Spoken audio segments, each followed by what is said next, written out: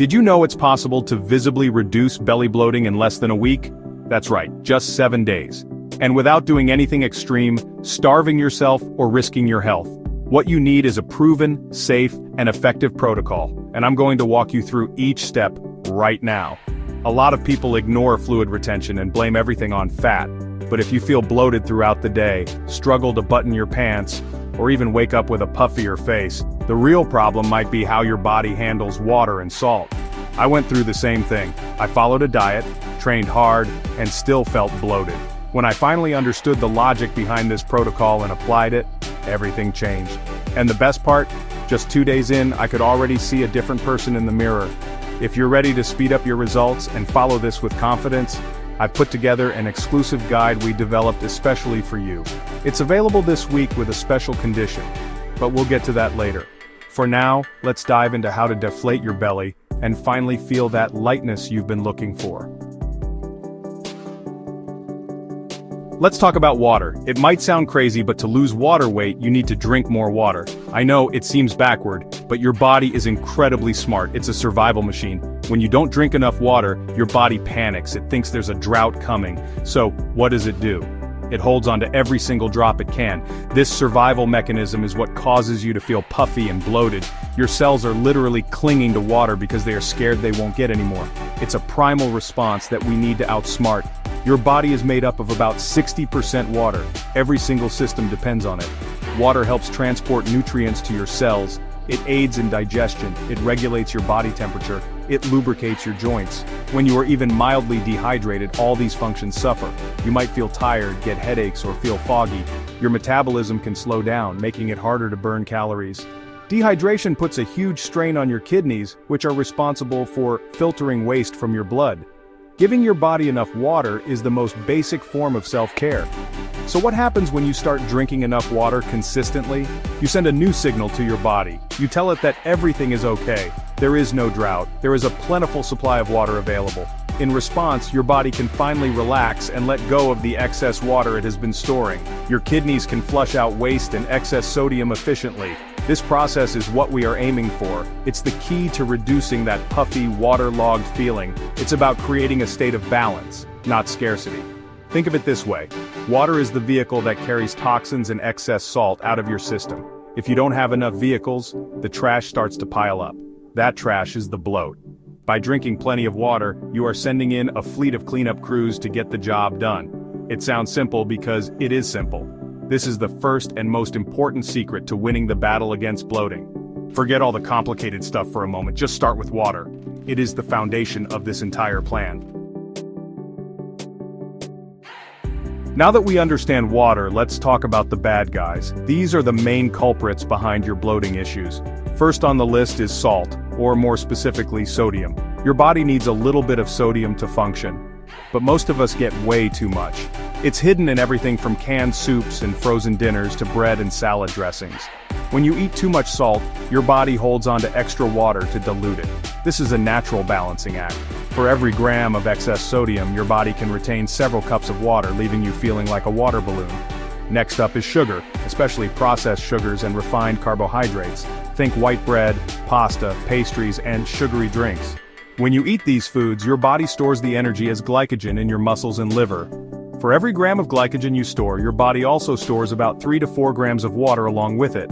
So, a high-sugar, high-carb meal can easily lead to significant water retention overnight. It's not just about the calories, it's about the direct impact these foods have on your body's fluid balance. The sugar-bloat connection is real and powerful. Don't forget about stress. Yes, your emotional state can make you bloated. When you are stressed, your body releases a hormone called cortisol. High levels of cortisol can mess with your fluid balance and lead to water retention. It's part of your body's fight or flight response. Stress also impacts your digestion. It can slow things down, leading to gas and constipation, which add to that feeling of fullness and bloating. It's a vicious cycle. You feel stressed, you get bloated, and then you feel more stressed about being bloated. Finally, a lack of water itself is a major cause, as we've discussed. It's the combination of these factors that creates the perfect storm for bloating. You're not drinking enough water, you're eating too much salty and sugary processed food, and you're stressed out. Your body is trying its best to cope, but the result is that puffy, uncomfortable feeling. To win this fight, you have to tackle all of these culprits at once. You can't just focus on one. You have to change the entire environment. That is what this challenge is all about. The good news is that you don't need a complicated strategy to fight bloating. You can achieve huge results by adopting a few simple, powerful habits. The first and most obvious habit is to drink more water. I can't say this enough. Carry a water bottle with you everywhere. Set reminders on your phone. Start your day with a big glass of water before you even think about coffee. Aim for a consistent intake throughout the day. This single change will signal to your body that it's safe to release stored fluids.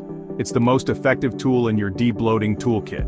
Next, you must become a salt detective. Start reading labels. You will be shocked at how much sodium is hiding in seemingly healthy foods. Your goal is to drastically cut back on processed, packaged, and restaurant foods for this week. Cook your own meals so you can control the salt shaker. Use herbs, spices, lemon juice, and vinegar to flavor your food instead of salt. This habit alone will make a massive difference in how much water your body retains. It puts you back in the driver's seat of your health, one meal at a time. Getting enough quality sleep is non-negotiable. When you are sleep deprived, your cortisol levels go up, which, as we know, leads to water retention. Aim for 7 to 9 hours of restorative sleep each night.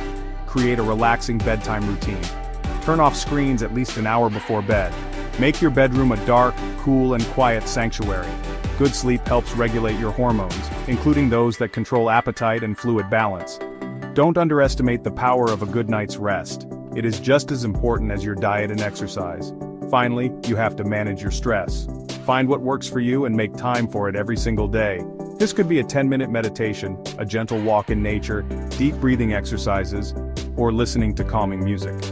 Stress is not just in your head, it has a very real physical impact on your body. By actively working to reduce your stress levels, you lower cortisol and help your body find its natural balance. These 4 habits, drinking water, lowering salt, sleeping well, and reducing stress, are the pillars of a bloat-free life.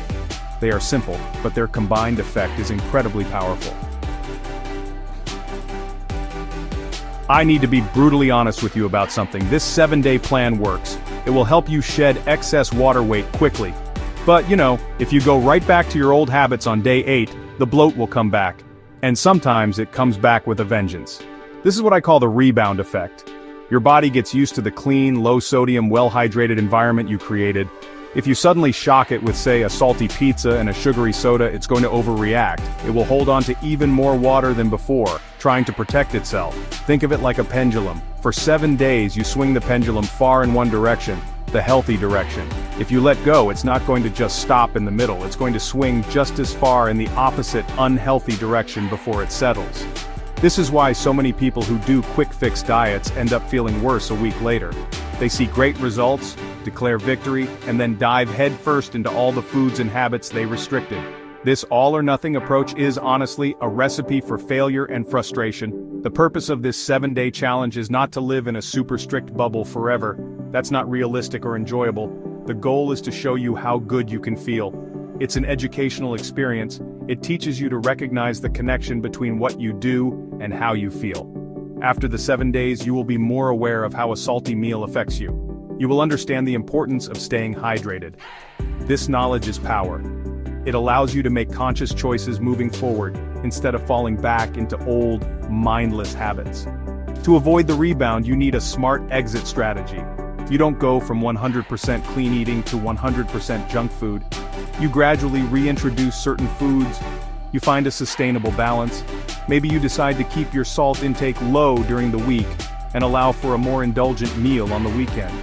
Perhaps you make a permanent commitment to drinking enough water every day. The key is to take the lessons you've learned from this week and integrate them into your life for the long term. This challenge isn't the finish line, it's the starting block. Alright, it's time for the plan. Here are the rules for the next 7 days. Follow them exactly, and you will see results. This is your game plan for success. No cheating, no excuses. It's just 1 week. The first rule is about water. You will drink 1 gallon, or about 3.8 liters of water every single day. Spread it out. Don't try to chug it all at once. A portion of this can be diuretic tea, like dandelion or green tea, but the majority should be plain water. This is non-negotiable. It's really the cornerstone of the entire protocol. Second, let's talk about salt. Your sodium intake must be under 1,500 milligrams per day.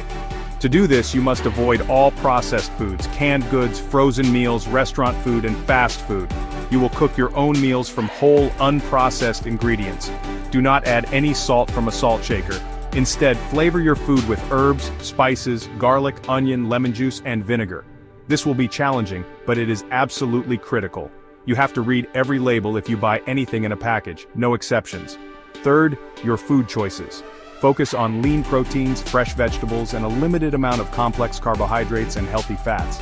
Good protein sources include grilled chicken breast, fish, and eggs. Fill your plate with high-water, high-potassium vegetables like asparagus, cucumber, celery, and leafy greens. Potassium helps your body excrete excess sodium.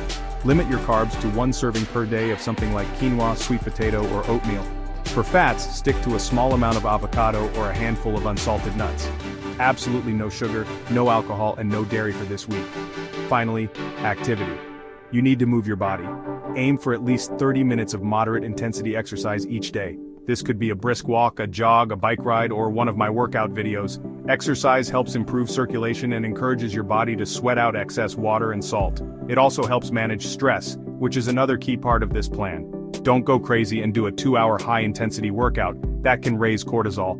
Just aim for consistent, moderate movement to support the debloating process. This is your complete protocol: water, salt, food, and activity. Stick to it. Before you jump into this 7-day challenge, we need to have a serious talk about who this is for. This protocol is designed for healthy adults who are struggling with temporary, diet-related bloating and water retention. If you generally feel good but find that certain foods, a salty meal, or your menstrual cycle leave you feeling puffy and uncomfortable, this plan can be a great reset for you. It's for the person who wants to understand their body better and kickstart a healthier lifestyle. It's a short-term tool, not a long-term diet. This plan can also be beneficial if you have an important event coming up, like a wedding or a vacation, and you want to look and feel your best. It can help you shed that extra layer of water weight so you feel more confident and comfortable. It's a way to depuff and tighten things up in a short amount of time by using your body's own natural mechanisms. Again, this is for healthy individuals who are looking for a temporary boost and a learning experience. It is not a cure for any medical condition. Now let's be very clear about who should not do this challenge. If you have any pre-existing medical conditions, especially related to your kidneys, heart, or blood pressure, you must not do this plan without consulting your doctor. Drastically changing your water and sodium intake can be dangerous for people with these conditions. This is extremely important. Your health and safety are the #1 priority. Do not risk it. Talk to a medical professional first. They can advise you on whether this type of plan is safe for you. Additionally, this plan is not for pregnant or breastfeeding women. It is also not appropriate for anyone with a history of eating disorders. The restrictive nature of the protocol could be triggering. If you are an athlete in the middle of intense training, this is also not the time for a low-sodium, low-carb plan, as it could hurt your performance and recovery. If your bloating is chronic, severe, or accompanied by pain, gas, or other digestive issues, please see a doctor. It could be a sign of an underlying issue like IBS, SIBO, or a food intolerance that needs proper medical diagnosis and treatment. Let's break down the week. Remember the rules: 1 gallon of water, under 1,500 milligrams of sodium, clean foods, and 30 minutes of exercise daily. On day 1 and day 2, you are flushing your system. Your body might feel a bit weird as it adjusts. You will be visiting the bathroom a lot more than usual. This is a good sign. It means the process is working. Focus on high-potassium foods like asparagus, spinach, and avocado. Expect to feel a little tired as your body gets used to lower carbs, but by the end of day 2, you should already start feeling lighter. Day 3 and day 4 are when the magic really starts to happen. Your body has accepted that it's getting plenty of water, so it will start releasing the stored fluid at a faster rate. You should notice your stomach looking and feeling flatter. Your rings might feel looser on your fingers. Keep your diet clean and your water intake high. You can incorporate diuretic teas like dandelion root tea once or twice a day to support your kidneys. Your energy levels should start to improve as your body becomes more efficient. Stay focused and disciplined. By day 5 and day 6, you should be feeling significantly less bloated. Look in the mirror. You'll likely see more definition in your midsection. Your clothes will fit more comfortably. This is the result of your hard work and consistency. Continue with the protocol exactly as planned. Don't get complacent. This is the home stretch. Your cravings for salt and sugar should be much lower by now. You are recalibrating your taste buds and your habits. Enjoy the feeling of being light, energetic, and in control of your body. On day 7, you've made it.